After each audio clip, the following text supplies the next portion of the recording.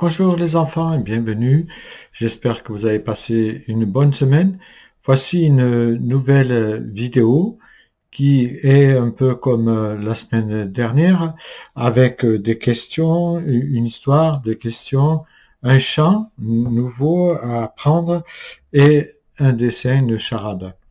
Voilà, donc je t'invite à bien écouter comme d'habitude pour qu'on puisse partager cela samedi à 15h30 comme nous l'avons fait la semaine dernière sur Zoom. Et n'hésite pas d'inviter des copains, des copines et aussi pense à liker la vidéo afin que d'autres puissent en bénéficier. Je vous souhaite à tous un bon moment. Gros bisous.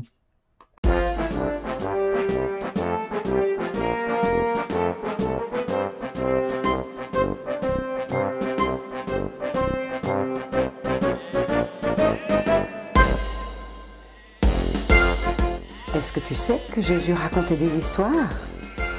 Eh bien, aujourd'hui, je vais te raconter une histoire que Jésus racontait. C'est l'histoire d'un berger et de son troupeau de moutons. Pourquoi est-ce que Jésus raconte une histoire de berger?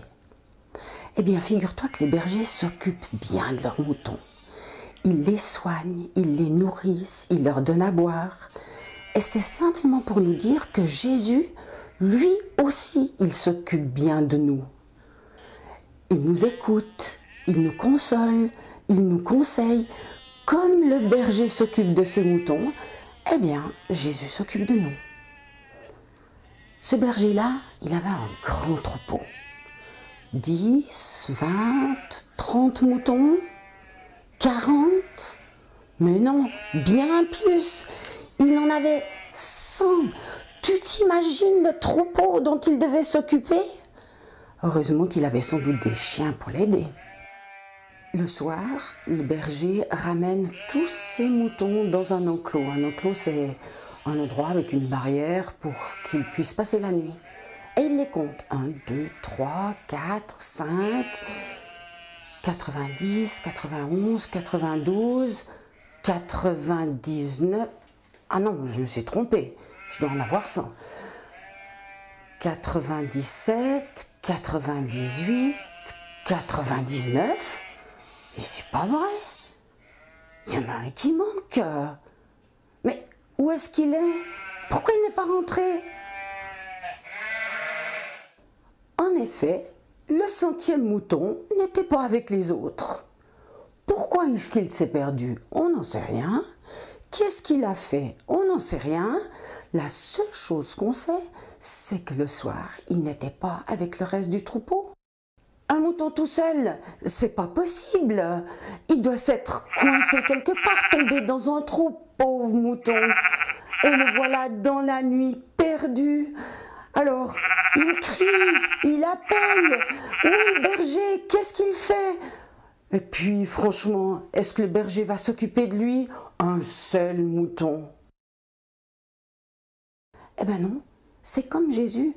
Il s'occupe de tout le monde, même si c'est quelqu'un qui n'est pas très important. Alors ce soir, le berger prend sa canne et il part à la recherche de son mouton. Et il marche, et il n'a pas peur de la nuit, et il avance, et il écoute. Parfois il s'arrête, il regarde. Où est mon mouton? Mon 100e mouton que j'aime. Est-ce qu'il entend quelque chose? Et puis le voilà qui crie, qui appelle. Mouton! Mouton! Où es-tu? Je te cherche! Je t'oublie pas! Je pense à toi! Mouton, réponds-moi! Jésus, il est comme ça avec nous. Il nous cherche. Et voilà notre berger. Je crois bien qu'il a entendu quelque chose. Un petit bêlement qui vient d'où? Du fond d'un trou. Mais c'est normal que ce pauvre mouton ne pouvait pas revenir. Il est coincé.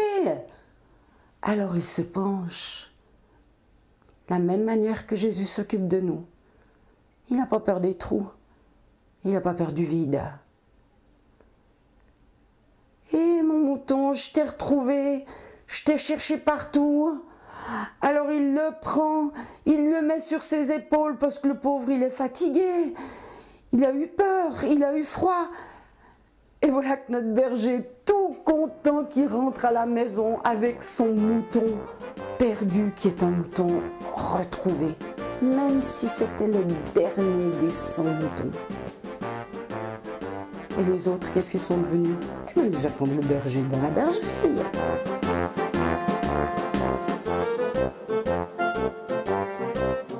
Alors le berger arrive avec son mouton et il appelle « Oui les voisins, oui les amis, venez, venez, regardez qui j'ai retrouvé au fond d'un trou, c'est mon mouton chéri, je l'avais perdu !» Alors tous les amis sont arrivés pour faire la fête avec le mouton et avec le berger.